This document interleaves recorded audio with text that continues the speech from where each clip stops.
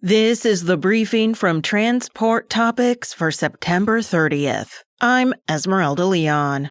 TT Managing Editor Seth Clevenger is joined by PCS Software CEO Mark Hill and Chief Product Officer Danielle Villegas to discuss their new artificial intelligence engine, Cortex. Catch the latest Road Signs podcast at ttn.ws/episode 175. Now let's dive into the day's top stories.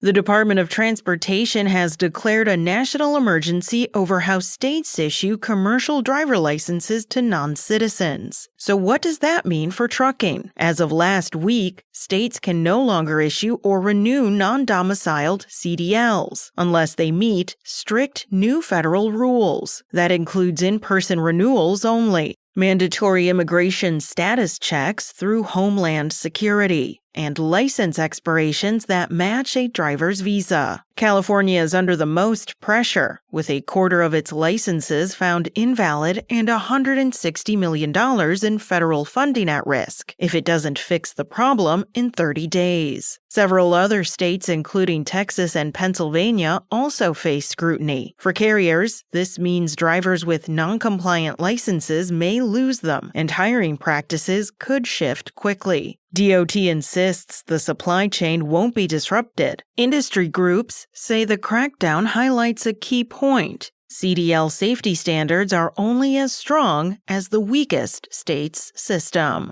CSX has replaced CEO Joe Hinrichs with Steve Angel, the former head of Linde and Praxair. The change comes amid pressure from activist investor Ancora Holdings, which has pushed CSX to pursue a merger to keep pace with competitors. Norfolk Southern and Union Pacific are moving ahead with a deal to form the first coast-to-coast railroad, raising competitive stakes. Ancora had recently called for Hinrichs' removal if CSX failed to act. The company has been working with Goldman Sachs on its options. Shares rose after the leadership change, but CSX's stock has lagged the broader market this year. Authorities in Washington state are investigating the theft of 12,000 bottles of Westland distillery whiskey worth nearly $1 million.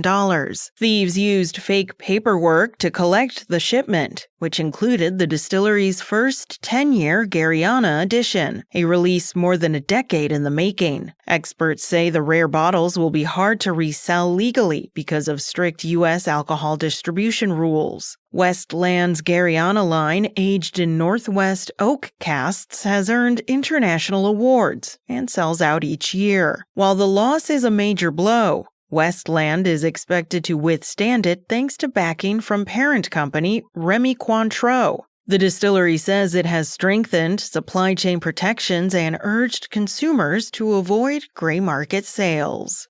That's it for today. Remember, for all the latest trucking and transportation news, go to the experts at ttnews.com.